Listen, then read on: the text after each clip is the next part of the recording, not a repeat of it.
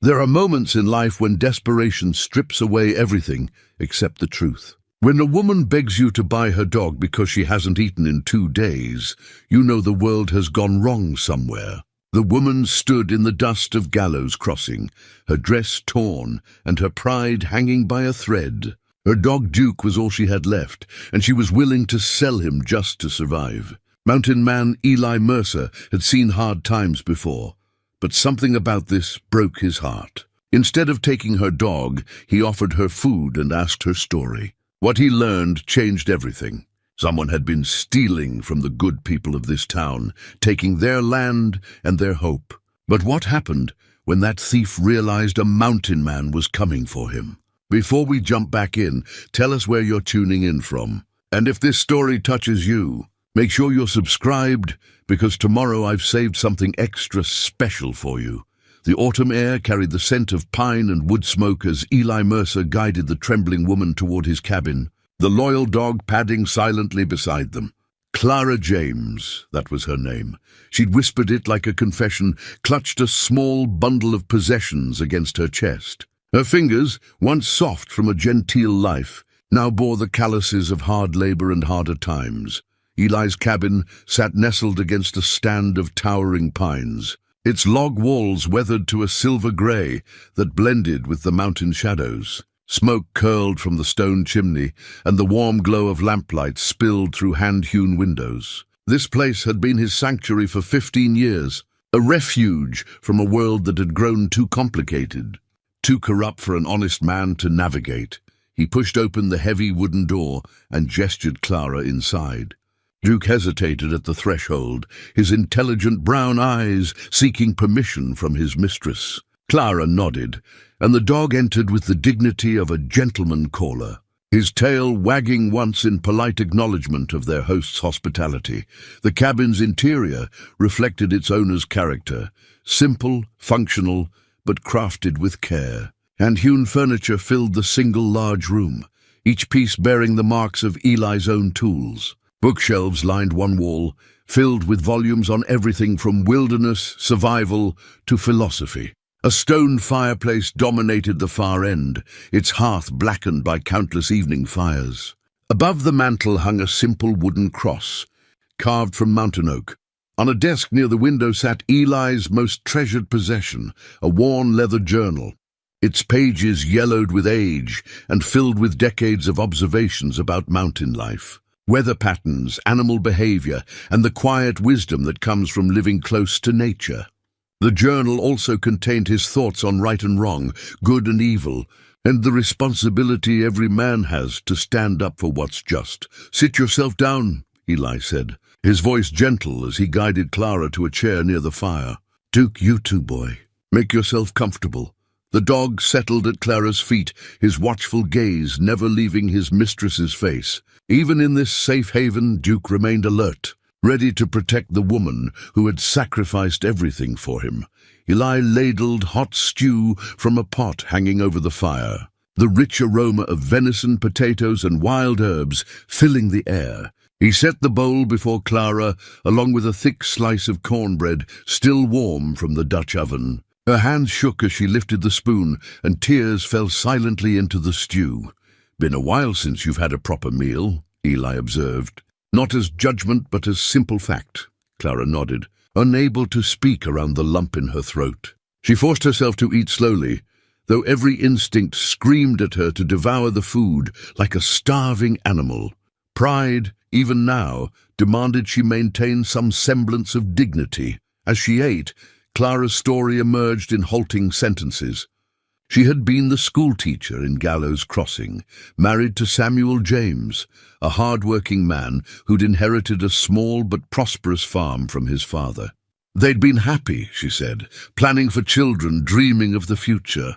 Then Samuel had taken a job at the Thornfield mine to earn extra money for the farm improvements he'd envisioned. Samuel was good with figures, Clara said, her voice growing stronger with the warmth of food and kindness.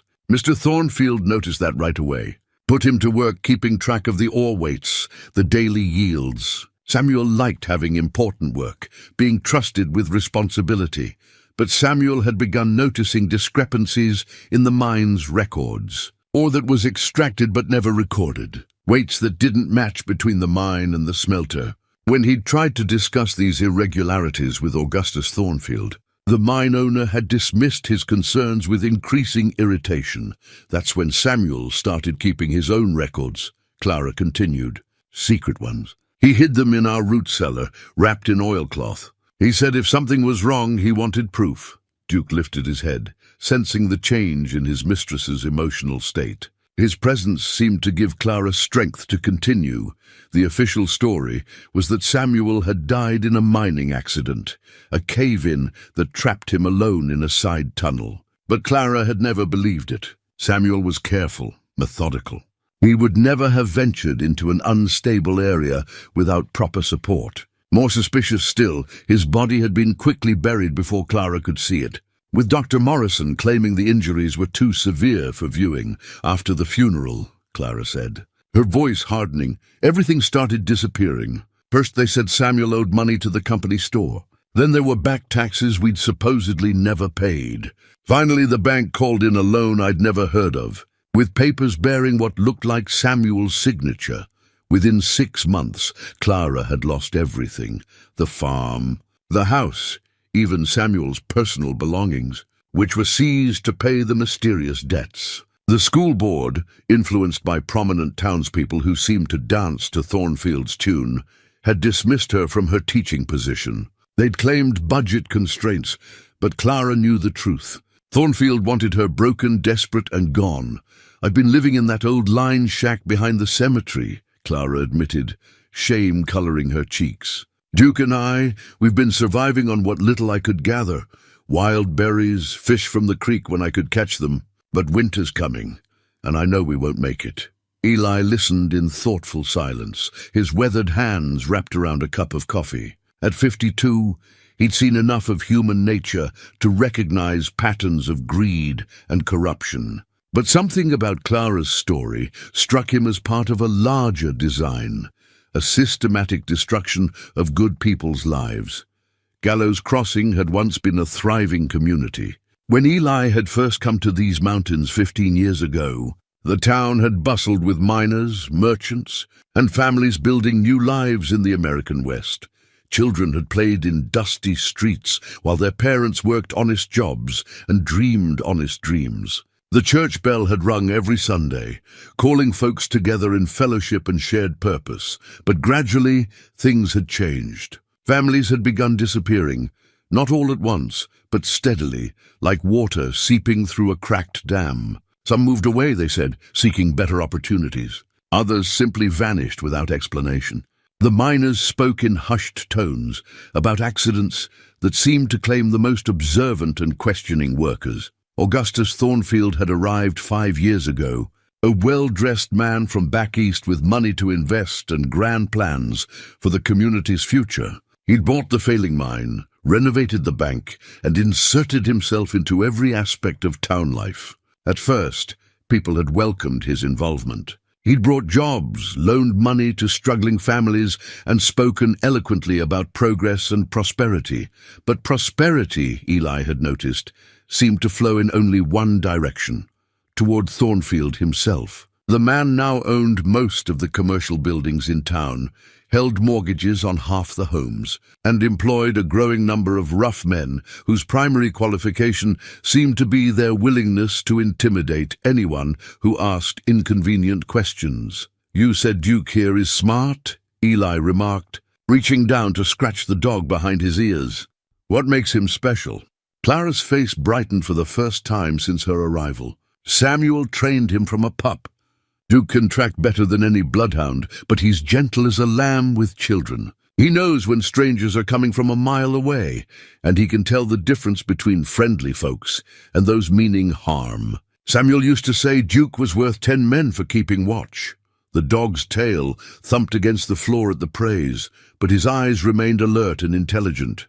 Eli found himself impressed by the animal's obvious devotion to Clara and his calm assessment of their new surroundings. As the evening deepened, Clara helped Eli prepare a simple meal of beans and bacon. Grateful, for the chance to contribute something to their shared supper. Her movements in the kitchen revealed the competence of a woman accustomed to making do with little, stretching ingredients and creating comfort from simple elements. "What was Samuel like?" Eli asked as they sat down to eat. "Kind," Clara said immediately. "Fair-minded. He believed in doing right by everyone, whether they could do anything for him or not. The children loved him because he'd take time to explain how things worked. The mill wheel, the mine equipment, even the way water carved channels in the mountainside. He saw patterns in everything. That gift for seeing patterns," Eli reflected, might have been what got Samuel James killed. After supper, as Clara settled onto the small cot Eli had prepared for her near the fire, she asked the question that had been weighing on her mind all evening. "Why are you helping me? Most folks in town cross the street when they see me coming, like poverty might be catching." Eli was quiet for a long moment, adding wood to the fire and watching the flames dance across the logs. When he finally spoke, his voice carried the weight of hard-earned wisdom.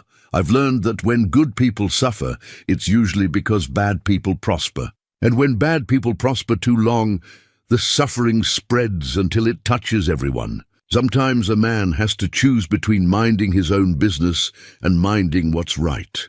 Clara pulled the worn quilt up to her chin. Duke curled protectively at the foot of her cot. For the first time in months, she felt safe enough to sleep deeply. Eli sat by the fire long into the night, his leather journal open on his lap, writing by lamplight. He recorded the day's events, Clara's story, and his own growing conviction that Gallows Crossing harbored a cancer that needed cutting out. The journal had always been his way of working through problems, organizing his thoughts, and testing his reasoning against the accumulated wisdom of his years in the mountains. Outside, the wind whispered through the pines, carrying the promise of winter and the weight of difficult choices ahead. Eli closed the journal and banked the fire, but sleep came slowly. He found himself thinking about patterns, about the systematic destruction of a community, and about the responsibility that comes with having the skills to fight back against organized evil. Tomorrow, he decided, he would begin asking questions that needed answering. The morning sun cast long shadows across the valley floor as Clara led Eli and Duke toward the remains of her former life. The James homestead sat like a broken promise against the backdrop of rolling hills, its windows dark and gardens overgrown with autumn weeds. The house itself remained structurally sound, a testament to Samuel's careful craftsmanship, but abandonment had already begun its slow work of reclamation. Clara's steps slowed as they approached the front porch where she'd once shelled peas and planned lessons for her students. Her hands trembled as she withdrew a folded document from her coat pocket, the paper worn soft from repeated handling. "This is Samuel's land deed," she said, offering it to Eli with the reverence due a sacred text. "His father homesteaded this place in 1847, proved it up fair and square. Samuel inherited it free and clear when his daddy passed." Eli studied the document carefully, his weathered fingers tracing the official seals and signatures. The deed bore the territorial government's stamp and clearly established Samuel James as the rightful owner of 160 acres of prime farming and grazing land. No lines, no encumbrances, no conditions beyond the standard homestead requirements that had been fulfilled decades earlier. "According to this," Eli said, "nobody has any legal claim on this property except you. As Samuel's widow," Clara's laugh held no humor, "tell that to Augustus Thornfield. He's got his own papers saying Samuel owed the mine company $3,000 plus interest. Says Samuel signed a note using the land as collateral. The sum was staggering for a working man. $3,000 represented more than most miners earned in 5 years of dangerous underground labor." Eli examined the foreclosure documents Clara produced next, noting the crisp quality of the paper and the precise legal language that seemed designed to confuse rather than clarify. Duke had been exploring the abandoned property with his nose to the ground, his tail stiff with concentration. Suddenly he barked once, a sharp alert sound that brought both humans running. The dog stood at the corner of the house, pawing at a loose board in the foundation. Clara's eyes widened with recognition. That's where Samuel hid his papers. I'd forgotten all about it. Working together, they pried away the board to reveal a small cavity lined with oilcloth. Inside, wrapped in multiple layers of protective covering, lay a collection of documents that would change everything. Samuel's hidden cache contained 3 items of devastating importance. First, a copy of his original employment agreement with Thornfield Mining, clearly stating his wages and responsibilities with no mention of any loans or advances. Second, a detailed record of mine production discrepancies he'd observed over several months, written in his careful schoolmaster's hand and including dates, weights, and witness observations. But the third item made Clara gasp, and Eli's jaw tighten with anger. It was a letter addressed to the Territorial Marshal's office, written in Samuel's distinctive script, but never sent. The letter outlined systematic fraud at the Thornfield mine, including false reporting of production numbers, bribery of territorial officials, and the deliberate manipulation of land records to steal property from legitimate owners. I have reason to believe, Eli read aloud from Samuel's letter, that Augustus Thornfield has murdered at least 2 men who discovered his criminal activities. The deaths of miners Jackson and Henley were reported as accidents, but eyewitness evidence suggesting deliberate cave-ins designed to silence potential witnesses. The letter went on to detail Samuel's plan to gather additional evidence before presenting his case to federal authorities. He'd been methodical, careful, determined to build an unshakable case against a man he now recognized as a dangerous predator. Clara sank onto the porch steps, the weight of revelation pressing down on her shoulders. He knew, she whispered. Samuel knew what kind of man Thornfield was, and he was trying to stop him. That's why they killed him, Eli said quietly. Your husband wasn't the victim of a mining accident. He was murdered to protect a conspiracy that's been stealing from good people for years. As if summoned by their conversation, the sound of approaching horses reached their ears. Duke's hackles rose, and he positioned himself between Clara and the direction of the sound. A low growl rumbling in his chest. 4 men rode into the yard with the casual arrogance of those accustomed to intimidating their victims. Eli recognized the type immediately. Hired muscle, dressed in the clothes of respectable citizens, but carrying themselves with the swagger of men who solved problems with violence. Their leader, a thin man with calculating eyes and a carefully waxed mustache, dismounted and approached with a predatory smile. Miss James, he said, touching his hat brim in mock courtesy. I'm Joseph Cartwright, representing Mr. Thornfield's interests. We've come to inform you that you're trespassing on private property. Clara stood slowly, Samuel's documents clutched against her chest. This is my land, my husband's land. I have the deed right here. Cartwright's smile widened, revealing teeth stained yellow from tobacco. I'm afraid that deed has been superseded by more recent legal proceedings. Ma'am, Mr. Thornfield now holds clear title to this property, along with all structures and improvements. Based on what authority? Eli asked, stepping forward to stand beside Clara. Cartwright's gaze shifted to the mountain man, and something predatory flickered in his expression. And you would be. A friend of Miss James, someone interested in seeing justice done. Justice? Cartwright laughed, a sound like gravel in a tin cup. Justice was done when Samuel James's debts were legally satisfied through foreclosure proceedings. The man borrowed money he couldn't repay, and the consequences followed naturally. Eli had dealt with men like Cartwright before, smooth talkers who wrapped violence in legal language and hid cruelty behind bureaucratic procedures. The type who could justify any action as long as it served their employer's interests. Seems like convenient timing, Eli observed. Samuel dies unexpectedly, and suddenly he owes money nobody knew about. Cartwright's hand drifted toward the pistol at his hip, a gesture designed to remind everyone of the consequences of asking inconvenient questions. Accidents happen in dangerous work, friend. Smart folks learn from other people's misfortunes instead of repeating their mistakes.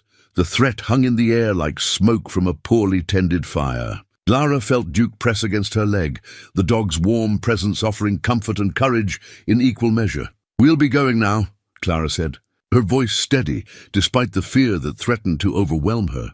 "But this isn't over." "Oh, but it is," Cartwright replied softly. "You've gotten some foolish ideas about fighting City Hall, Miss James. Best thing for you would be to take your dog and your friend here and find someplace far away to start over. Gallows Crossing isn't healthy for people who ask too many questions." As they mounted their horses to leave, Cartwright called back over his shoulder, "Oh, and Miss James, Mr. Thornfield wanted me to tell you that your late husband's personal effects are being held at the bank for safekeeping. If you want to claim them, you'll need to settle his outstanding debts first." All of them. The men rode away, leaving a cloud of dust and the lingering scent of implied violence. Clara stood frozen until the sound of hoofbeats faded, then collapsed back onto the porch steps. The confrontation had stripped away her last illusions about the nature of her situation. This wasn't simply about money or property, it was about power, control, and the systematic destruction of anyone who threatened Augustus Thornfield's criminal empire.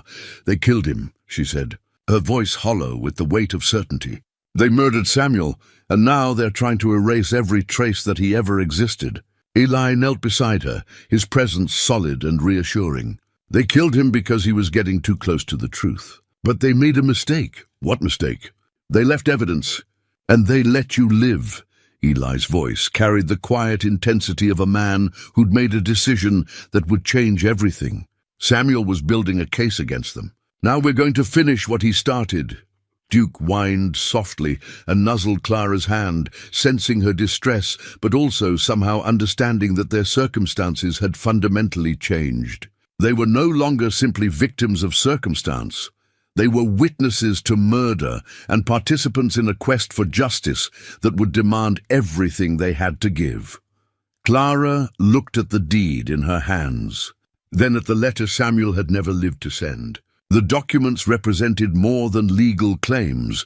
They were evidence of her husband's courage and a roadmap for bringing his killers to account. "What do we do now?" she asked. Eli stood, his decision made. "Now we find out exactly how deep this corruption goes, and then we put a stop to it." That evening, by the light of oil lamps in Eli's cabin, they spread Samuel's documents across the rough-hewn table like pieces of a complex puzzle. Clara had grown quiet since the confrontation at her former home, the reality of her situation settling over her like a heavy blanket. Duke lay at her feet, his watchful eyes moving between the papers and the door. Eli studied Samuel's careful handwriting, noting the methodical way the man had documented each suspicious transaction. Samuel James had possessed the mind of a natural investigator, recording not just what he observed, but when, where, and who else might have witnessed the same events. "Your husband was building something bigger than evidence of fraud," Eli said, running his finger along a particular entry. "Look at this pattern." He wasn't just tracking missing ore, he was mapping out an entire network. Clara leaned closer, following Eli's reasoning. Samuel's notes revealed connections between the mine's false reporting and a series of property foreclosures that had struck the community over the past 2 years. Families who lost their land often had breadwinners who worked at the mine. "The Hendersons," Clara whispered, pointing to a name in Samuel's records. "They lost their farm last spring. Martha Henderson told me that Tom, her husband, had been asking questions about safety conditions in the mine. Then he died in a cave-in, and 2 weeks later the bank foreclosed. And where are the Hendersons now?" Eli asked. "Gone. They said they were moving to California, but nobody ever heard from them again." The pattern was becoming undeniable. Thornfield's operation wasn't simply about stealing ore.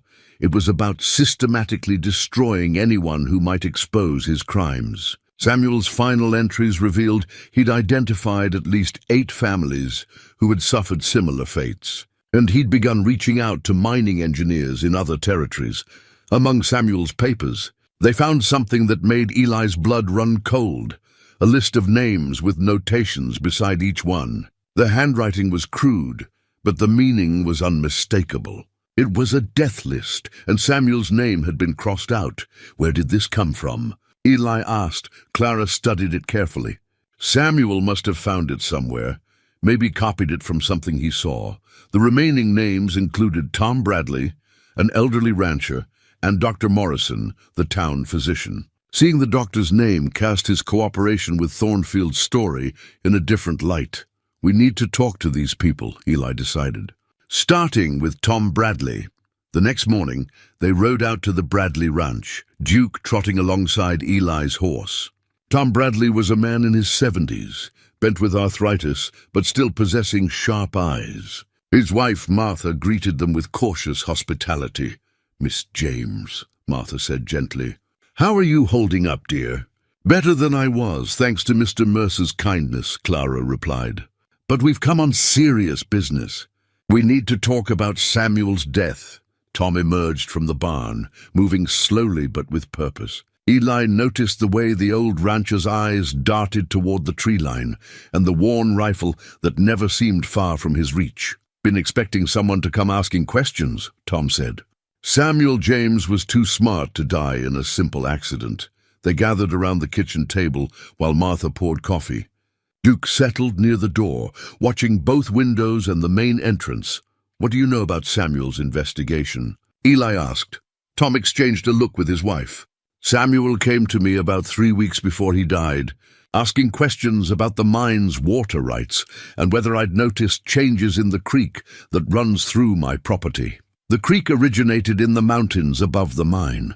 Tom had noticed changes, periods when the water ran muddy despite no recent rain, and times when it carried the sulfur smell of mining operations when the mine was supposedly shut down. I told Samuel what I'd observed," Tom continued, "and he asked if I'd be willing to swear to it in front of a federal judge." "And what did you tell him?" "Told him I'd swear to the truth, whatever the consequences. But I warned him to be careful." Martha's hands shook as she refilled their coffee cups. "We've been living in fear ever since Samuel died, waiting for them to come for us next." Tom produced a letter he'd received after Samuel's funeral, an offer from Thornfield to purchase the Bradley ranch at well below market value. The letter was politely worded, but carried an unmistakable threat. "They want us gone," Tom said flatly. Eli showed them the death list, pointing out Tom's name. The old rancher studied it with calm resignation. "Well," Tom said finally, "at least now I know where I stand." "We're going to stop them," Clara said. "Samuel died trying to gather evidence. We're going to finish what he started." Martha reached across and squeezed Clara's hand. "Then you'll have our help, dear. We're too old to run and too stubborn to give up without a fight." As they prepared to leave, Tom pulled Eli aside. "There's something else. Samuel wasn't the only one asking questions. There was a stranger in town, a mining engineer from Denver. He disappeared real sudden-like. Any idea what happened?" Tom's expression was grim. "Found his horse wandering loose, saddle still on, but no sign of the rider." The ride back was subdued, each lost in thought about what they were facing. Clara found herself thinking about Samuel's courage, continuing his investigation despite the risks. Duke seemed to sense the weight of their mission, staying close and frequently testing the wind for unfamiliar scents. 3 days later, Eli made his way to the town assayer's office, leaving Clara and Duke safely at his cabin with strict instructions to stay hidden.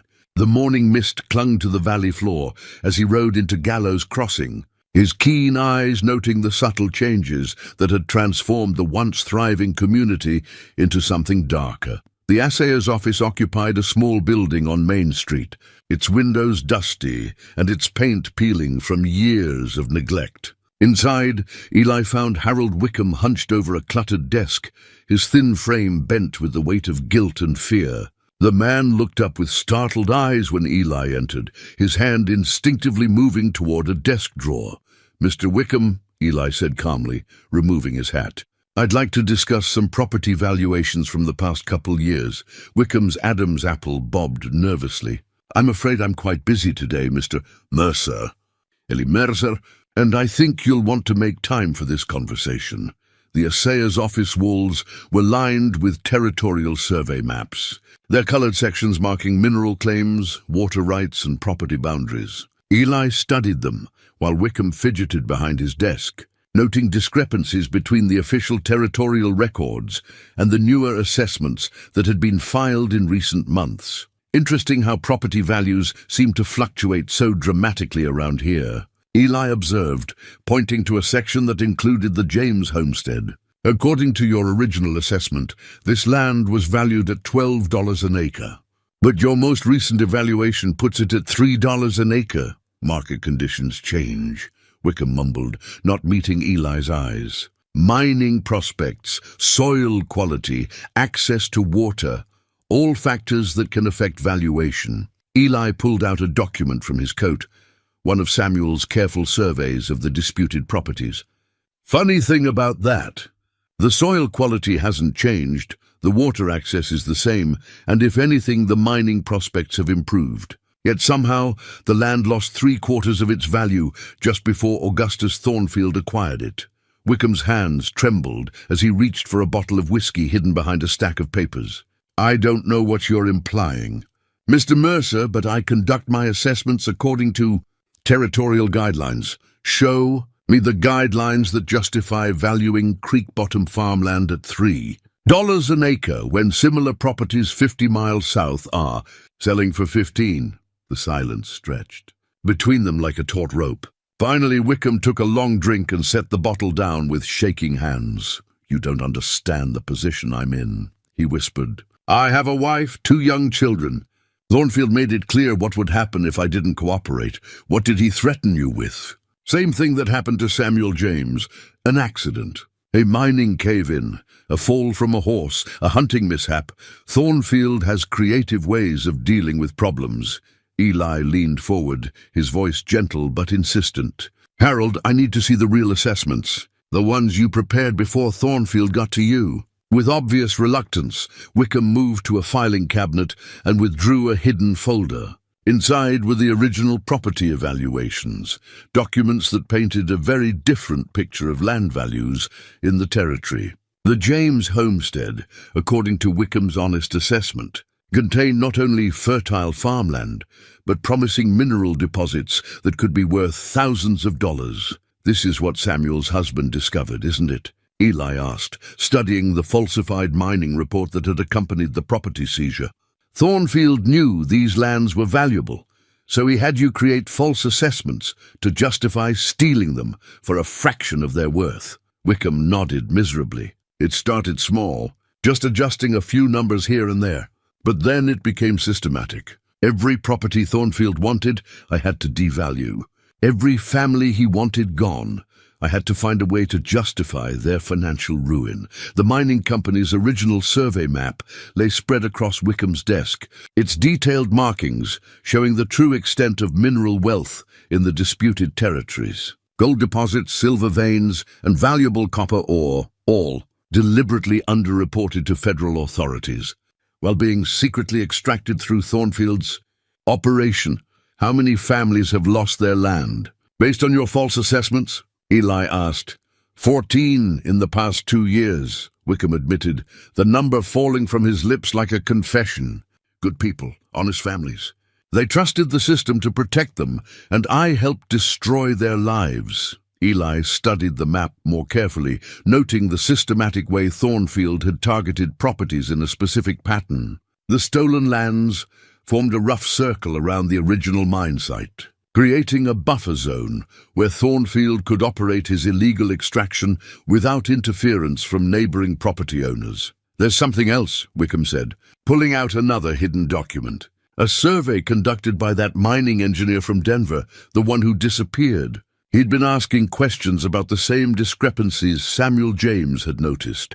The engineer's report was damning. It documented evidence of continued mining operations in supposedly closed sections, systematic underreporting of ore yields, and the existence of rich deposits on properties that Thornfield had acquired through questionable foreclosures. Most importantly, it included samples and assay results that proved the true value of the stolen lands. Where is this engineer now? Eli asked, though he suspected he already knew the answer. Dead, I imagine, or worse. Men who threaten Thornfield's operation don't tend to live long enough to file their reports. As Eli prepared to leave, with copies of the crucial documents, Wickham grabbed his arm with desperate urgency. "You can't let Thornfield know these papers exist," the assayer pleaded. "If he finds out I talked to you, he'll kill my family." "I've seen what he's capable of." "Then help us stop him," Eli replied. "You've got evidence that could bring federal authorities down on his operation. Testify against him, and we can put an end to this." Wickham's face went pale. "You don't understand. It's not just Thornfield. He's got people in the territorial government, judges on his payroll, federal officials who look the other way in exchange for their share of the profits. This corruption goes deeper than just one mining operation." The revelation hit Eli like a physical blow. If Thornfield's reach extended into territorial and federal circles, then traditional legal channels might be compromised. They would need to be more careful, more strategic in how they gathered and presented their evidence. "There's one more thing," Wickham said, his voice barely audible. "Thornfield's planning something big. He's been consolidating his holdings, liquidating assets, preparing for what he calls the final phase. I think he's getting ready to disappear with his stolen wealth before anyone can stop him." Eli left the assayer's office with more evidence than he'd hoped for, but also with a clearer understanding of the magnitude of their challenge. Thornfield wasn't just a local criminal. He was the center of a web of corruption that reached into the highest levels of territorial authority. As he rode back toward his cabin, Eli found himself thinking about the missing mining engineer and wondering how many other honest men had tried to expose Thornfield's crimes, only to disappear without a trace. The pattern was clear. Thornfield eliminated threats before they could become dangerous, but Eli had advantages the others had lacked. He understood the mountains, he had allies willing to fight, and most importantly, he had nothing left to lose. The time for gathering evidence was nearly over. Soon they would need to move from investigation to action, and Eli intended to be ready. 2 days after his meeting with Wickham, Eli set out for the county seat. A grueling day's ride through mountain passes that tested both horse and rider. He carried with him copies of the most damning evidence: Harold Wickham's original property assessments, Samuel's investigation notes, and the missing engineer's survey report. If Thornfield's corruption had infected the local system, perhaps honest law enforcement could still be found at the territorial level. The county courthouse stood like a monument to frontier justice, its brick walls and bell tower rising above the dusty streets of Cedar Falls. Inside, Eli found himself face to face with Judge Harrison, a weathered man in his 60s, whose reputation for fairness had somehow survived the political currents that had corrupted so many others. Judge Harrison examined the documents with the careful attention of someone who understood their significance. The mining company's original survey map lay spread across his desk, its detailed mineral assessments proving beyond doubt that Thornfield had systematically defrauded both the territorial government and private landowners. "This is extraordinary evidence." "Mr. Mercer," the judge said finally, "if these documents are authentic, they represent criminal fraud on a massive scale." "They're authentic," Eli confirmed. "I've got witnesses willing to testify and more evidence being gathered every day," but Judge Harrison's expression was troubled. "The problem isn't the strength of your case, it's the practical matter of bringing charges. Augustus Thornfield has considerable influence in territorial circles. He's made substantial contributions to political campaigns, and his mining operation employs dozens of men whose votes matter in local elections." The judge moved to his window, looking out at the street below, where several well-dressed men lingered near the courthouse steps. "I received visitors yesterday, Mr. Mercer, gentlemen from the territorial capital who expressed concern about unfounded accusations being made against prominent citizens." Eli felt his blood chill. "Thornfield knows about the investigation. It would appear so. which means anyone involved in gathering evidence is now in considerable danger. Judge Harrison turned back to face Eli, his expression grave. I'm willing to issue warrants and pursue charges, but I need ironclad proof and witnesses who won't be intimidated or eliminated before they can testify. Meanwhile, back in Gallows Crossing, Clara had not been idle. With Duke as her constant companion and protector, she had carefully approached other families who had suffered under Thornfield's systematic destruction. What she discovered reinforced everything Samuel's investigation had suggested. Martha Bradley had become the unofficial coordinator of their growing resistance movement. Her kitchen serving as a meeting place for families who had lost everything to Thornfield's schemes. When Clara arrived for their afternoon gathering, she found 5 women whose stories followed the same devastating pattern. Sarah Mitchell had lost her boarding house after her husband died in a mining accident. The official cause was falling rocks, but Sarah insisted that her husband had been murdered because he'd witnessed or being smuggled out of supposedly closed mine shafts.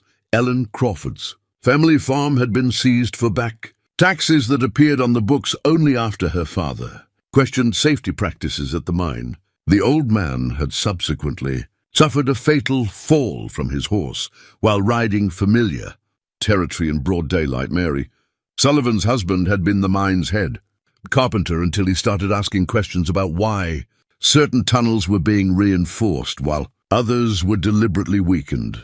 His death certificate listed the cause as heart failure, but Mary had found bruises on his body that suggested otherwise. Each woman's story added another piece to the puzzle of Thornfield's criminal enterprise. But more importantly, their shared experiences had created a network of resistance that stretched throughout the affected community. These women had been dismissed, ignored, and marginalized, but they had also been watching, listening, and remembering. We've been talking, Martha Bradley said as the women gathered around her kitchen table. All of us have pieces of information that didn't seem important by themselves, but together they paint a clear picture. Clara spread out a map of the territory, and the women began marking locations where suspicious deaths had occurred, properties that had been seized under questionable circumstances, and mining operations that continued despite official claims of closure. The pattern that emerged was damning, a systematic campaign of murder, theft, and fraud that had been operating for years. Look at this, Clara said, pointing to a cluster of marks near the original mine site. Every property in this area has been acquired by Thornfield in the past 3 years. He's created a buffer zone where he can operate without interference. Ellen Crawford produced a letter she'd kept hidden since her father's death. Daddy received this 2 weeks before he died. It's from a geological surveyor in Denver asking if he'd be willing to provide samples from his property for mineral assessment. The letter was signed by the same mining engineer whose disappearance Tom Bradley had mentioned. It suggested that the man had been conducting an independent investigation of mineral resources in the territory, possibly at the behest of federal authorities or competing mining interests. He was getting too close to the truth, Clara realized. Just like Samuel. Thornfield eliminated him before he could expose the real value of the stolen properties. Mary Sullivan had brought something even more significant, a small leather pouch containing ore samples that her husband had secretly collected from different areas of the mine. When examined closely, the samples revealed far richer mineral content than anything reflected in Thornfield's official reports to territorial authorities. Tom was keeping these as evidence, Mary explained. He said if anything happened to him, I should find someone who could use them to prove what Thornfield was really extracting from the mine. The ore samples, combined with the missing engineer's survey data, provided physical proof of the systematic underreporting that was central to Thornfield's scheme. But perhaps more importantly, the women's coordinated efforts had created something Thornfield hadn't anticipated, an organized resistance movement that could no longer be silenced through intimidation. Duke had been resting by the kitchen door throughout the meeting, but suddenly his ears perked up and he moved to the window with the alert stance that signaled approaching danger. The women froze as the sound of multiple horses reached their ears. "Everyone out the back," Martha whispered urgently. "Take different routes home, and don't be seen together." Through the kitchen window, they could see 4 of Thornfield's men approaching the Bradley ranch house. Clara recognized Cartwright among them, his calculating eyes scanning the property for signs of the gathering that had just dispersed. As the women slipped away through carefully planned escape routes, Clara realized that their investigation had entered a new and more dangerous phase. Thornfield was no longer content to simply intimidate potential witnesses. He was actively hunting them. The ore samples and survey data represented more than evidence of fraud. They were proof of a criminal conspiracy that reached into the highest levels of territorial government. But gathering evidence was meaningless if they couldn't stay alive long enough to present it to honest authorities. Duke remained alert as Clara made her way back to Eli's cabin, through mountain trails that avoided the main roads. The dog's instincts had kept them safe so far, but Clara knew their luck wouldn't hold indefinitely. Thornfield's men were closing in, and the final confrontation was approaching faster than any of them had anticipated. The investigation into Samuel's death took a dark turn when Eli and Clara made their way to Dr. Morrison's office under cover of evening shadows. The doctor's small practice occupied the rear of his modest home on the outskirts of Gallows Crossing, where the sounds of the town gave way to the whisper of wind through pine trees. Dr. Morrison answered their quiet knock with obvious reluctance, his eyes darting nervously past them into the darkness before ushering them quickly inside. The man appeared to have aged years in the months since Samuel's death, his hair grayer, his shoulders more stooped, his hands trembling with what Clara initially took for the effects of drink. "I've been expecting someone to come," he said without preamble, gesturing them toward chairs near his examination table. "Ever since I heard about your questions around town." Duke settled near the door, his alert posture indicating he would serve as their early warning system while the adults talked. The dog's presence seemed to provide some comfort to the doctor, who reached down to scratch behind the animal's ears with hands that shook less when he had something to focus on. "We need to know the truth about Samuel's death," Clara said gently. "About what really happened in that mine." Dr. Morrison moved to a locked cabinet and withdrew a bottle of whiskey, but instead of drinking, he used it to steady his nerves while he spoke. "Samuel James didn't die in a mining accident," he said finally. "He was murdered, plain and simple, and I helped cover it up." The words hung in the small room like smoke from a poorly tended fire. Clara felt her breath catch, even though she'd suspected the truth for months. Hearing it confirmed by the man who had signed Samuel's death certificate brought a mixture of vindication and grief that threatened to overwhelm her. "Tell us what happened," Eli said quietly. Dr. Morrison pulled out a folder from his desk drawer, his movements careful and deliberate. Inside was Samuel's original death certificate, not the one filed with territorial authorities, but the doctor's first assessment of the injuries that had killed Clara's husband. "They brought Samuel to me on a stretcher," Dr. Morrison began, his voice barely above a whisper. "Said there'd been a cave-in, that he'd been caught when a support beam collapsed. But the injuries didn't match the story. The falsified death certificate that Dr. Morrison produced bore little resemblance to the official document that had been filed with territorial records. This version, written in the doctor's careful medical handwriting, documented injuries that told a very different story about Samuel's final moments. Blunt force trauma to the back of the head, Dr. Morrison read from his hidden notes, consistent with being struck by a heavy object, not crushed by falling rocks. Defensive wounds on his hands and forearms, suggesting he fought back against his attackers. And most telling of all, his lungs contained no rock dust or debris. He wasn't breathing when the supposed cave-in occurred. Clara closed her eyes, trying not to imagine Samuel's final struggle. But she needed to hear the truth, no matter how painful it might be. How many men were involved? Eli asked. "At least 3, based on the pattern of injuries." They beat him, then staged the cave-in to cover their tracks. Cartwright was there when they brought the body in, making sure I understood the consequences of writing an accurate report. Dr. Morrison's confession revealed the depth of Thornfield's control over the community's institutions. Not only had he corrupted the legal and financial systems, but he'd also compromised the medical establishment that people depended on for truth and healing. They showed me what happened to Dr. Henley over in Pine Ridge, Morrison continued, his voice breaking. He'd refused to falsify a death certificate for one of Thornfield's victims.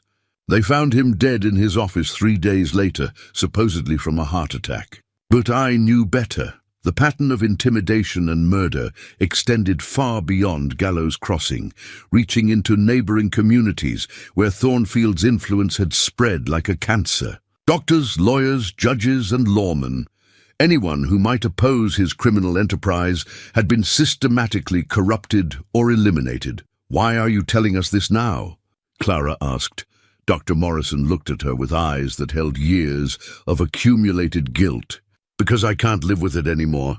Every night I see Samuel's face, knowing I betrayed him and you by covering up his murder. And because I know I'm next on Thornfield's list." The doctor produced another document, a letter he'd received just days earlier, ostensibly from the Territorial Medical Board, questioning his competence and suggesting that his license might be revoked due to irregularities in his practice. The letter was politely worded, but the threat was unmistakable. "He's cleaning house," Dr. Morrison explained, "getting rid of anyone who knows too much about his operations. I estimate I have maybe a week before I suffer some kind of accident." Eli studied the falsified death certificate, noting the careful way Dr. Morrison had documented the real cause of death, despite being forced to file a different report. "Would you be willing to testify about what really happened?" "If I live long enough," the doctor replied grimly. "But Thornfield's men have been watching my house, following me when I make calls on patients. They're waiting for the right moment to eliminate the last witness to their crimes." Clara felt a surge of protective anger. "We won't let that happen. You're under our protection now." Dr. Morrison laughed, but there was no humor in the sound. "You don't understand what you're up against. Thornfield doesn't just have hired guns. He's got legitimate authority on his side. Territorial officials, federal appointees, even some military personnel. They've built a network that extends far beyond this valley." The revelation about military involvement added another layer of complexity to their situation. If Thornfield had connections to federal authorities, then their evidence might never reach honest officials before being suppressed or discredited. "There's something else," Dr. Morrison said, reaching into his medical bag.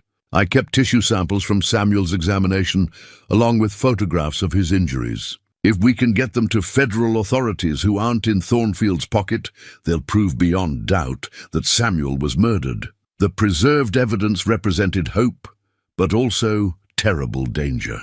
As long as Dr. Morrison possessed proof of murder, he remained a threat to Thornfield's empire. But the same evidence that could bring justice also made him a target for immediate elimination. As they prepared to leave, taking the crucial medical evidence with them, Dr. Morrison grabbed Clara's hand with desperate urgency. "Tell me Samuel's death will mean something," he pleaded. "Tell me his sacrifice will bring down the men who killed him."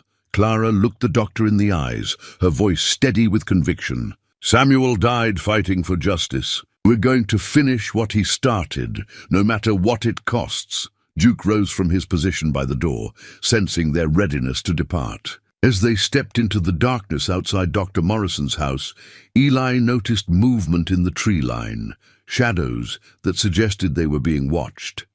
The race was on. They had the evidence they needed to expose Thornfield's crimes, but they also had confirmation that time was running out. The network of corruption reached higher than they'd imagined, and the stakes had grown deadly serious. Samuel's murder was no longer just a crime to be solved. It was the key to unraveling a conspiracy that threatened the entire territory. But first, they had to survive long enough to present their evidence to authorities who couldn't be bought. Intimidated or eliminated, the next morning brought an unexpected discovery that would change everything. Clara was organizing Samuel's papers when she noticed Duke behaving strangely, pawing at a loose floorboard near Eli's fireplace. When they pried up the board, they found a hidden compartment containing items that revealed a shocking truth about their host. Inside the secret cache lay a tarnished federal marshal's badge, official correspondence from the U.S. Marshal's Office, and a leather-bound case containing commendations and arrest records spanning 15 years of law enforcement service. Eli Mercer wasn't simply a mountain man seeking justice. He was a former federal marshal with extensive experience investigating territorial corruption. Clara held the badge with trembling hands, understanding flooding through her as pieces of Eli's behavior suddenly made sense. His methodical approach to gathering evidence, his knowledge of legal procedures, his calm competence in dangerous situations, all explained by a past he had carefully concealed. "You were a federal marshal," she said, when Eli returned from checking his trap lines. It wasn't a question. Eli stood in the doorway for a long moment, then moved to the fireplace and stared into the cold ashes. Was past tense. "I turned in my badge 5 years ago and came to these mountains to forget what I'd learned about justice in the territories." The federal marshal's badge seemed to burn in Clara's palm as she waited for Eli to explain. Duke settled between them, sensing the tension that suddenly filled the cabin's familiar warmth. "Why did you quit?" she asked finally. Eli's expression grew distant, his mind traveling back to events he'd tried to bury. "I spent 15 years believing that federal law meant something, that a marshal's badge could protect honest people from corruption and greed. Then I investigated a case in Colorado Territory that taught me how naive I'd been." He moved to the window, looking out at the mountains that had become his refuge. Mining consortium there was doing exactly what Thornfield's doing here: systematic fraud, murder, theft of public lands. I gathered evidence, arrested the ringleaders, testified before federal judges. Everything according to the book. What happened? The case was dismissed on technicalities. Key witnesses disappeared or changed their testimony. Evidence was ruled inadmissible due to procedural errors that hadn't existed when I submitted it. The criminals walked free, and the honest families who'd trusted me to protect them ended up dead or driven off their land. Clara began to understand the weight Eli had been carrying. The corruption went higher than the local level, much higher. I discovered that senators, territorial governors, even officials in Washington were taking money from mining interests. My investigation threatened to expose a network that reached into the highest levels of government. Eli's voice carried the bitterness of hard-earned disillusionment. "So they destroyed my case, discredited my evidence, and made it clear that if I continued pursuing the matter, I'd meet with an unfortunate accident." The hidden correspondence revealed the full scope of Eli's past investigations. He'd worked cases across multiple territories, always targeting corruption that involved federal officials and territorial authorities. His success rate had been remarkable until he'd stumbled onto evidence of systematic collusion between government officials and criminal enterprises. "That's why you came here," Clara realized. "You were running from the same kind of corruption we're fighting now." I told myself I was retiring, finding peace in the mountains. But the truth is, I was giving up. I'd lost faith in the system I'd served for 15 years. Eli turned back to face her, his expression pained. "When I saw what was happening to you, to this community, I tried to convince myself it wasn't my problem. That I'd done enough, sacrificed enough." Clara studied the marshal's badge, noting the wear patterns that spoke of years of dedicated service. "But you couldn't walk away." "Samuel's murder changed something in me."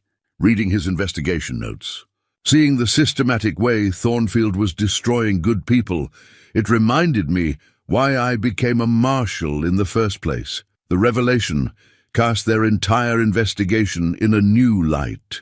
Eli's knowledge of federal procedures, his contacts in law enforcement, his understanding of territorial politics, all products of professional experience rather than natural insight. But it also meant that Thornfield's corruption was part of a larger pattern that Eli had encountered before. "There's something else," Eli said, producing a telegram from his hidden papers. "I sent word to a contact in the U.S. Marshal's office 3 days ago. Someone I trust, who helped me understand the scope of the corruption in Colorado. He sent back a response yesterday. The telegram was brief, but explosive in its implications. Thornfield's mining operation was being investigated by federal authorities as part of a larger inquiry into territorial land fraud. Several high-ranking officials were under suspicion, and the Justice Department was looking for honest witnesses who could testify about systematic corruption. They want testimony from someone who's seen Thornfield's operation firsthand," Eli explained. "Someone who can connect local crimes to the broader conspiracy they're investigating." Clara felt a surge of hope mixed with apprehension. "That means there are honest federal officials who can act on our evidence. Some. But it also means we're walking into a larger conflict than we realized. If Thornfield's operation is part of a territorial-wide conspiracy, then exposing him could bring down dozens of corrupt officials. People with that much to lose won't hesitate to kill anyone who threatens them." The implications were staggering. Their quest for justice for Samuel's murder had evolved into something much larger, a confrontation with organized corruption that reached the highest levels of territorial government. The evidence they'd gathered wasn't just proof of local crimes, but pieces of a puzzle that could expose systematic fraud across multiple territories. Duke's sudden alertness interrupted their conversation. The dog moved to the window, his hackles raised and a low growl rumbling in his chest. Through the glass, they could see movement in the forest, armed men positioning themselves around the cabin. "They found us," Eli said quietly, reaching for his rifle. "Thornfield's making his move." Clara counted at least 6 men in the tree line, their weapons glinting in the afternoon sunlight. These weren't local intimidators. They moved with the coordination of experienced soldiers, suggesting that Thornfield had called in professional help to eliminate the growing threat to his operation. "We're outnumbered," Clara observed, checking the loads in Samuel's revolver. "Maybe, but they don't know who they're dealing with now." Eli's voice carried a new authority, the confidence of a man who'd spent years facing dangerous criminals. "I didn't wear this badge for 15 years without learning how to handle situations like this." The Federal Marshal's badge represented more than Eli's hidden past. It symbolized his decision to stop running from corruption and start fighting it again. The skills, contacts, and experience he'd tried to leave behind were exactly what they needed to survive the coming confrontation. As Thornfield's men tightened their circle around the cabin, Clara realized that everything had changed. They were no longer simply seeking justice for Samuel's murder. They were federal witnesses whose testimony could bring down a conspiracy that threatened the entire territorial system. "What's the plan?" she asked, trusting in Eli's professional experience. "We break out of their encirclement and get to the Bradley Ranch. Tom and Martha are expecting us, and I've got federal backup coming from Denver." Eli checked his weapons with practiced efficiency. "But first, we need to send a message that Marshal Eli Mercer's back in business." The hidden badge had revealed more than Eli's past. It had restored his sense of purpose and given them access to resources they'd never imagined. The mountain man who'd offered Clara stew and shelter was gone, replaced by a federal marshal with the authority and determination to bring Thornfield's criminal empire crashing down. Duke positioned himself near the door, ready to follow whatever plan his human companions devised. The loyal dog had no understanding of badges or federal authority, but he sensed that the dynamics of their struggle had fundamentally changed. Outside, Thornfield's men were preparing for what they expected to be a simple elimination of troublesome witnesses. They had no idea they were about to confront a federal marshal with 15 years of experience dealing with territorial corruption, and the evidence to bring down everyone involved in the conspiracy that had murdered Samuel James. The siege of Eli's cabin lasted 3 hours, but it felt like 3 days. Thornfield's men had positioned themselves with military precision, cutting off all obvious escape routes while maintaining constant pressure through intermittent gunfire. But they hadn't counted on facing a federal marshal who understood tactical warfare as well as mountain survival. From his position behind the cabin's thick log walls, Eli studied his attackers' movements with the analytical mind of a professional lawman. These weren't local miners or hired intimidators. They moved like ex-military men, probably veterans of territorial conflicts who'd found employment in Thornfield's private army. Their leader, a scarred man with the bearing of a cavalry sergeant, directed their assault with competent authority. "They're professionals," Eli told Clara, as bullets thudded into the cabin's exterior walls. "But they're fighting on my territory now, and they don't know the mountains like I do." Duke had proven invaluable during the siege, his acute hearing allowing him to detect movement before the attackers came into view. The dog's warnings had already prevented 2 attempts to flank the cabin, and his ability to distinguish between threatening and neutral sounds gave them crucial intelligence about their enemies' positions. As evening approached, Eli knew they couldn't remain pinned down indefinitely. Thornfield's men would eventually bring up heavier weapons or simply wait for them to run out of ammunition. More concerning, smoke on the horizon suggested that other properties were under attack: the Bradley Ranch, Dr. Morrison's house, and possibly the homes of other resistance members. "Tom Bradley's in trouble," Clara observed, pointing toward the distant smoke plumes. "They're hitting everyone at once." The coordinated nature of the attacks confirmed Eli's suspicions about the scope of Thornfield's operation. This wasn't a panicked response to their investigation. It was a carefully planned elimination of all potential witnesses, timed to prevent any coordinated resistance or escape. But Eli had prepared for this possibility. During his years as a federal marshal, he'd learned never to rely on single lines of communication or single escape routes. Hidden in his cabin's root cellar was a cache of supplies and equipment that few mountain men would possess: federal communication devices, detailed territorial maps, and emergency protocols for contacting honest law enforcement. "We're going to break out tonight," Eli announced as darkness began to settle over the mountains.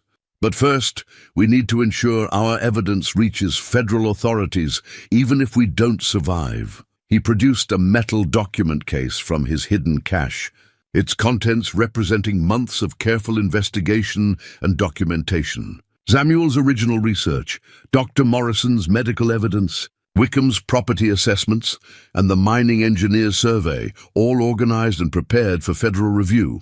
"I'm sending this with Duke," Eli explained, strapping the document case to the dog's back with a specially designed harness. "He knows the way to the territorial capital, and he's smart enough to find the federal marshal's office." Clara's eyes widened with understanding and concern. "You're asking him to make a 100-mile journey through hostile territory. Duke's the only one guaranteed to get through. Thornfield's men will be watching for humans, not a lone dog traveling at night. And he's got the intelligence to avoid populated areas where he might be captured." The plan required Duke to navigate mountain trails, avoid Thornfield's patrols, and locate federal authorities who might not understand the significance of the documents he carried. But the alternative, attempting to fight their way out with evidence that could be lost or destroyed, offered even worse odds of success. Eli knelt beside the loyal dog, looking into eyes that reflected both intelligence and unwavering devotion. "This is the most important job anyone's ever asked you to do, boy. Samuel's justice depends on getting these papers to honest lawmen." Duke seemed to understand the gravity of his mission, sitting still while Eli attached the document case and checked the harness for security. Inside the case, along with the investigation materials, was a detailed letter from Eli to his federal contact, explaining the situation and requesting immediate intervention. The Federal marshals in the territorial capital. Know me, Eli explained to Clara.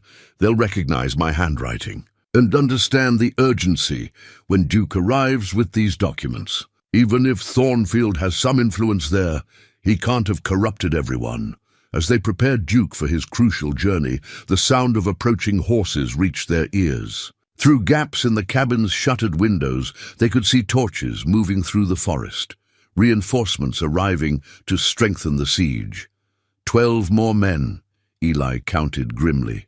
Thornfield's not taking any chances, but the arrival of additional attackers also created opportunities. With more men to coordinate, their enemies would need to establish communication lines and command structures that could be disrupted, and larger numbers would make them more confident, possibly careless about security details that an experienced marshal could exploit.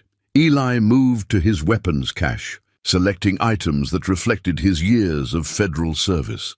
Military-grade rifles, specialized ammunition, and tactical equipment that went far beyond what most mountain men would possess. The transformation from retired hermit to active federal marshal was now complete. There's something you need to know, he told Clara as he checked his weapons. I sent word to my federal contact before this siege began. If Duke reaches the territorial capital with our evidence, help will be coming. But even if he doesn't, federal marshals will investigate if I don't report in within 48 hours. The revelation that federal backup was already en route changed the tactical situation dramatically. Their goal wasn't necessarily to defeat Thornfield's forces, but to survive long enough for honest law enforcement. To arrive with proper authority and resources, Clara found herself thinking about the document case. Strapped to Duke's back, the culmination of Samuel's investigation and their own dangerous quest for justice. Tom Bradley's testament, she realized, would be carried by the dog her husband had trained and loved. There was poetic justice in Duke, serving as the instrument of Samuel's vindication. When do we move? She asked, checking her ammunition and steeling herself for the coming battle. Midnight. The moon will be behind clouds, giving us maximum darkness. Duke goes first, taking the mountain trail that leads toward the territorial capital. We follow 30 minutes later, heading for the Bradley Ranch to link up with any other survivors. The plan required precise timing and considerable courage from all participants. Duke would have to navigate hostile territory alone, carrying evidence that could bring down a criminal conspiracy. Clara and Eli would need to break through a professional siege, fight their way across dangerous terrain, and somehow coordinate with other resistance members who might already be dead or captured. As the hours passed toward midnight, they could hear Thornfield's men tightening their positions around the cabin. Voices carried through the night air, orders being given, assignments being clarified, contingency plans being discussed. The attackers were methodical, professional, and clearly experienced in this type of operation. But Eli had advantages they couldn't anticipate. 15 years of federal service had taught him that corruption thrived in darkness and secrecy, while justice required bringing truth into the light. The evidence Duke would carry represented more than documentation of local crimes. It was proof of systematic corruption that threatened the entire territorial system. He's ready, Eli announced, opening the cabin's rear door just wide enough for Duke to slip through. The dog paused at the threshold, looking back at Clara with eyes that seemed to understand the magnitude of his mission. Then he disappeared into the darkness, carrying with him the hopes of a community and the evidence needed to bring Samuel's killers to justice. Clara watched until Duke's form vanished completely into the forest shadows. The loyal animal who had comforted her through months of grief and hardship was now racing through hostile territory with the most important documents in the territory's history strapped to his back. Now we wait, Eli said, settling back to watch their enemies' positions. And then we fight our way to the Bradley Ranch to see who else survived Thornfield's purge. The night air carried the sound of distant gunfire from multiple directions, confirming that the attacks on other properties were continuing. But it also carried something else, the faint sound of approaching hoofbeats from the direction of the territorial capital. suggesting that federal help might already be closer than anyone realized. The documents Duke carried included more than evidence of local corruption. They contained proof that territorial officials had been systematically betraying their federal obligations, stealing public lands, and murdering honest citizens. If those papers reached the right hands, they would trigger an investigation that could reshape the entire territorial government. As midnight approached, Clara found herself thinking about Samuel's final words to her, spoken on the morning he died.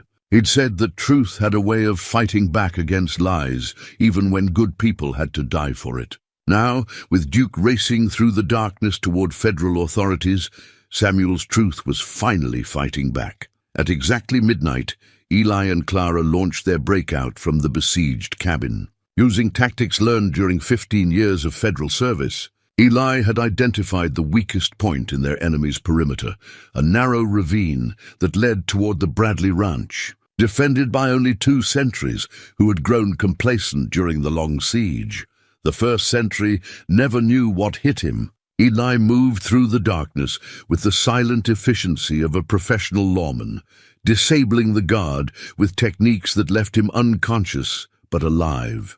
Clara followed close behind, her movements guided by Eli's whispered instructions and her own desperate determination to reach safety. The second sentry proved more alert, turning at the sound of disturbed brush just as Eli emerged from the shadows. The confrontation was brief but violent, a struggle that ended with Eli's hands around the man's throat until unconsciousness claimed him. They had perhaps 10 minutes before the missing guards would be discovered, moving through the forest with practiced stealth. They made their way toward the Bradley Ranch, while sounds of continuing battle echoed from multiple directions. The coordinated nature of Thornfield's assault was becoming clear, simultaneous attacks on every property connected to their investigation, designed to eliminate all witnesses in a single night of violence. As they approached the Bradley homestead, the smell of smoke told them they were too late. The main house was ablaze, its roof collapsed and walls crumbling into glowing embers. But movement in the barn suggested that not everyone had been captured or killed. Tom! "Martha!" Clara called softly, hoping her voice would carry to any survivors. An answering whistle came from the barn's hayloft. Tom! Bradley signaled that he and his wife had found refuge in the structure they'd built to withstand prairie fires and Indian raids. The heavy timber construction had proven effective against Thornfield's initial assault, though scorch marks on the exterior walls showed it had been a near thing. Inside the barn, they found not only Tom and Martha Bradley, but also Dr. Morrison and 3 other families who had managed to escape the coordinated attacks. The barn had become an impromptu fortress, its thick walls and strategic location providing temporary sanctuary for the resistance survivors. "They hit everyone at once," Tom reported grimly. "A coordinated attack starting just after sunset. Professional work.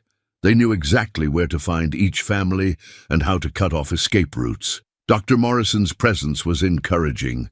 His medical evidence was crucial to their case, and his survival meant that key testimony hadn't been lost. But the doctor's haunted expression suggested he'd witnessed terrible things during his escape from town. "Thornfield's men destroyed my office," Morrison reported. "Burned all my medical records, took anything that might serve as evidence.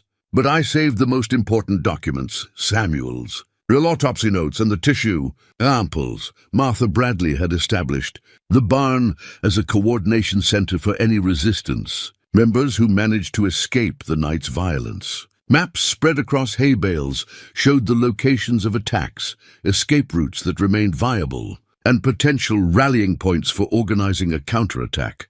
"We're not just running anymore," Martha declared, her voice carrying the steel of a frontier woman who'd decided to make her stand.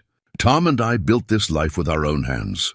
We're not letting Thornfield's criminals drive us out without a fight." The barn's strategic location provided excellent views of the surrounding terrain, allowing them to observe Thornfield's forces regrouping after their initial assault. The attackers had divided into search parties, systematically hunting for survivors who might have escaped into the forest or neighboring properties. Eli studied the enemy movements with professional interest, counting numbers and noting equipment. They're spread thin now, he observed. Maybe 40 men total, divided into 8 or 10 search parties. Still dangerous, but not the concentrated force that besieged my cabin. Clara found herself thinking about Duke, now racing through hostile territory with their crucial evidence. The dog would be moving along mountain trails that avoided populated areas. But he would also be traveling through territory where Thornfield's men might be conducting patrols. How long before Duke reaches the territorial capital? Martha asked, understanding the importance of the mission. If he maintains good pace and avoids trouble, maybe 18 hours, Eli replied. Federal marshals could be here by tomorrow night, assuming my contact receives the documents and understands their significance. But 18 hours was an eternity when facing professional killers who were systematically eliminating witnesses. They needed to survive until federal help arrived, while also preserving the evidence and testimony that could bring Thornfield's entire operation crashing down. Tom Bradley moved to a locked chest hidden beneath the barn's floorboards, revealing a cache of weapons and ammunition that reflected years of preparation for exactly this type of confrontation. Rifles, shotguns, revolvers, and boxes of cartridges. Enough firepower to equip a small army. Been expecting trouble ever since Thornfield arrived in the territory, Tom explained. A man doesn't live on the frontier for 40 years without learning to prepare for the worst. The hidden arsenal transformed their tactical situation from desperate survival to potential counterattack. With proper weapons and defensible positions, they could hold out against search parties while waiting for federal intervention. But as dawn approached, bringing with it the likelihood of renewed assault, they discovered something that changed everything. Hidden in Tom's weapons cache, wrapped in oilcloth and marked with official territorial seals, was a detailed ledger that documented the full scope of Thornfield's criminal. Empire Thornfield's ledger of crimes contained records that went far beyond their local investigation, documentation of bribes paid to territorial officials, detailed accounts of systematic land fraud, and most damning of all, a complete list of murders ordered to protect the conspiracy. The ledger represented absolute proof of criminal activity that reached the highest levels of territorial government. Dawn brought Thornfield himself to the Bradley Ranch, arriving with a dozen heavily armed men and the arrogant confidence of someone accustomed to eliminating problems through superior firepower. Augustus Thornfield was a man in his 50s, well-dressed despite the early hour, carrying himself with the bearing of someone who viewed violence as simply another business expense.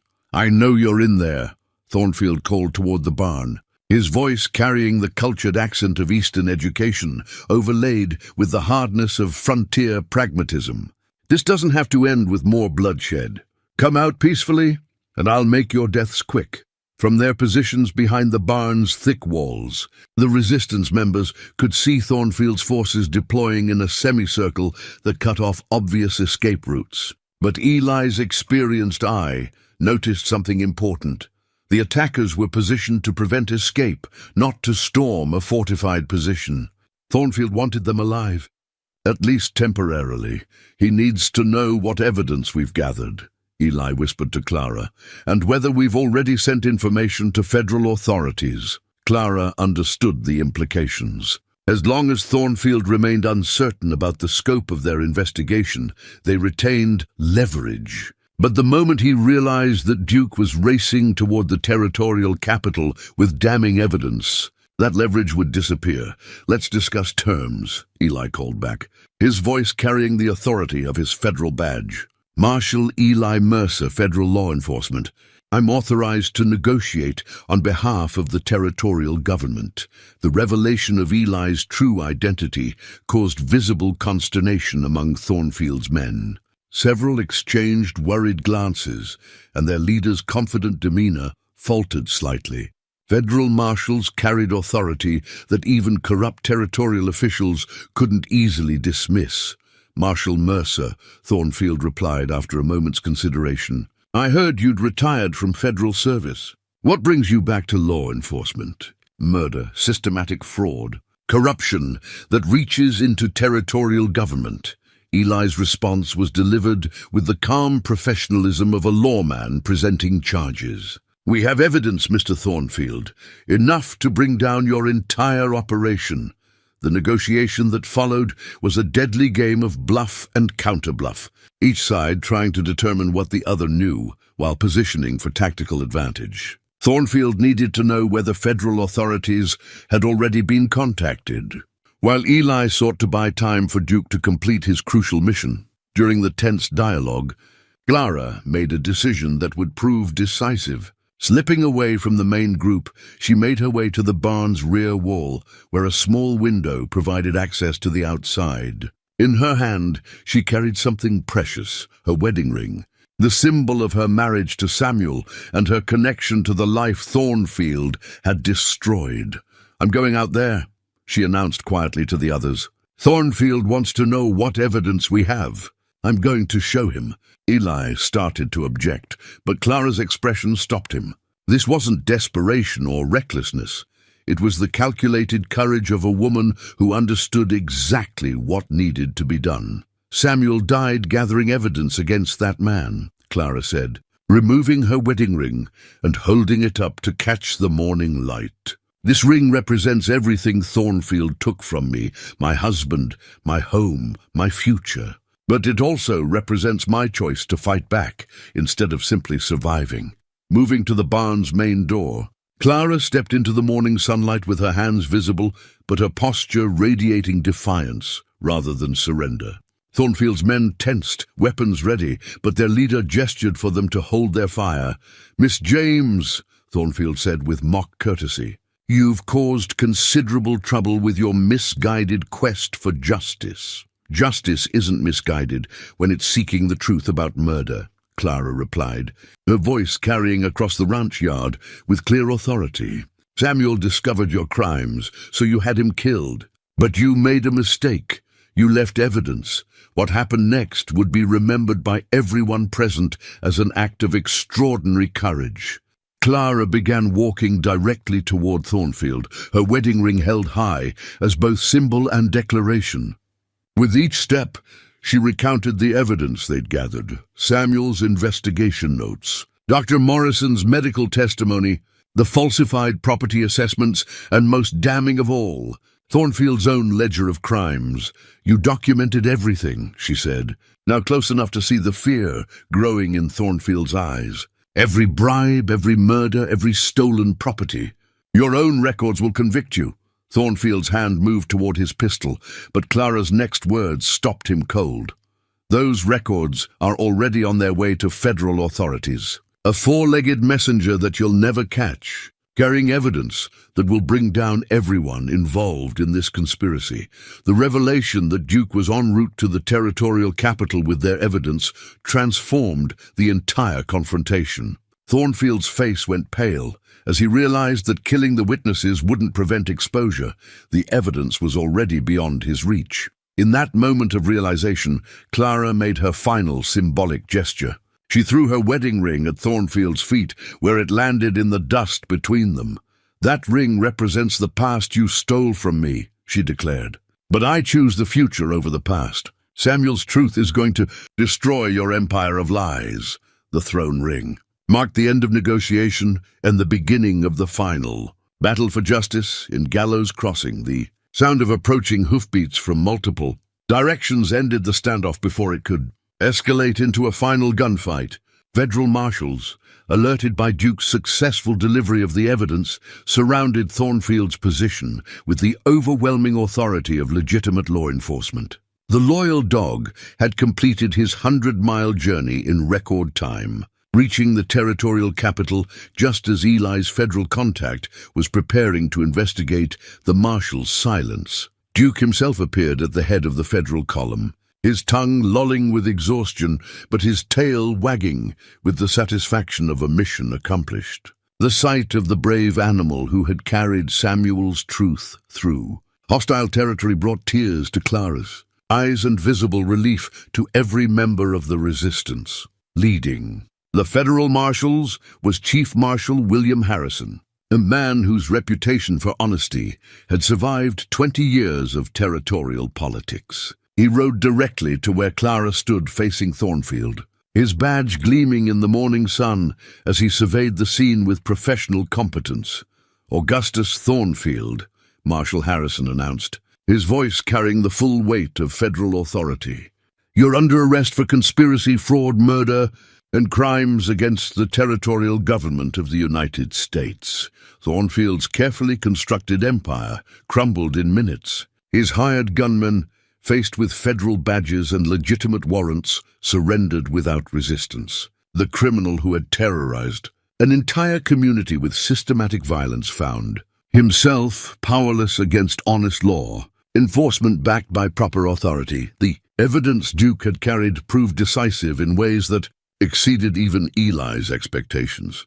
Thornfield's own ledger, combined with the testimony and documentation gathered by Samuel and the resistance, provided federal authorities with a complete picture of corruption that reached far beyond Gallows Crossing. Territorial officials, federal appointees, and mining executives across 3 territories found themselves facing arrest warrants, based on the careful investigation that had begun, with one honest man's questions about discrepancies in ore.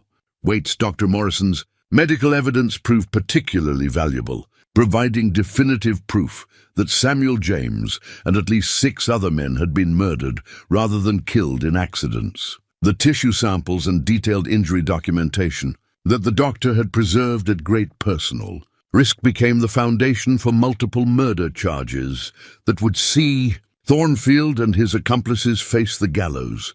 Within a week, the federal investigation had expanded to encompass the entire territorial mining industry. Honest assessors replaced corrupt officials, legitimate mining operations resumed under proper oversight, and stolen properties were returned to their rightful owners through a federal restitution program. Clara found herself standing in the ruins of her former home 3 weeks after Thornfield's arrest, holding a new deed that restored her legal ownership of the land Samuel had worked so hard to develop. But more important than the property was the sense of justice finally achieved. Samuel's murder had been acknowledged, his killers arrested, and his investigation vindicated by the highest levels of federal authority. The new land deed in Clara's name represented more than restored property rights. It symbolized the triumph of truth over corruption, justice over greed, and community healing over systematic oppression. Federal restitution had not only returned her land, but also provided compensation for the months of suffering she'd endured at Thornfield's hands. Eli stood beside her, no longer hiding behind the pretense of simple mountain living. His federal badge had been restored along with his faith in the system he'd served for so many years. The corruption he'd encountered in Colorado had been real, but so was the honest law enforcement that had ultimately prevailed in Gallows Crossing. Samuel would be proud, Eli said, watching as Clara examined the legal documents that restored her rights and dignity. His investigation didn't just solve his own murder, it brought down an entire criminal conspiracy. Duke rested at Clara's feet, his role as four-legged messenger, having earned him legendary status among federal marshals and territorial officials. The dog who had carried evidence of corruption through hostile territory had become a symbol of loyalty, courage, and the power of simple creatures to change the course of history. Tom and Martha Bradley had survived the final confrontation without serious injury, their ranch serving as the coordination center for federal operations throughout the territory. The elderly couple, who had refused to surrender their land to criminal intimidation, found themselves honored as heroes of territorial justice, their courage inspiring similar resistance in neighboring communities. The broader impact of Thornfield's exposure rippled across multiple territories, as honest officials replaced corrupt ones and legitimate mining operations resumed under proper federal oversight. The systematic land fraud that had destroyed dozens of families was reversed through federal intervention, with stolen properties returned and compensation provided for years of illegal oppression. As autumn deepened into winter, Clara made a decision that would have surprised the desperate woman who had tried to sell her dog for food just months earlier. Rather than simply rebuilding her old life, she chose to embrace a new future that honored Samuel's memory while acknowledging her own transformation. The schoolhouse in Gallows Crossing reopened with Clara as its teacher, but her curriculum now included lessons about civic responsibility, the importance of honest government, and the power of ordinary citizens to fight corruption through courage and persistence. Her students learned reading and arithmetic alongside the story of how their community had faced down organized crime through unity and determination. Eli remained in the territory, his federal badge restored and his mission expanded to include rooting out remaining corruption throughout the mountain territories. But his evenings were increasingly spent at Clara's rebuilt homestead, where they sat on the porch with Duke at their feet, planning a future that neither had imagined possible during their darkest moments of struggle. The wedding ring Clara had thrown at Thornfield's feet was never recovered, lost in the dust of that final confrontation. But she found herself thinking less about the symbol of her past and more about the possibilities of her future, a future built on justice achieved, community restored, and the quiet satisfaction of knowing that Samuel's truth had ultimately prevailed over every lie that had been told about his death. Duke, the loyal dog who had carried evidence of murder across hostile territory, had become not just a pet, but a symbol of the power that ordinary creatures possess when they serve a cause greater than themselves. In the end, it was loyalty, Samuel's loyalty to truth, Clara's loyalty to justice, Duke's loyalty to his mistress, and the community's loyalty to each other that had defeated corruption and restored hope to Gallows Crossing.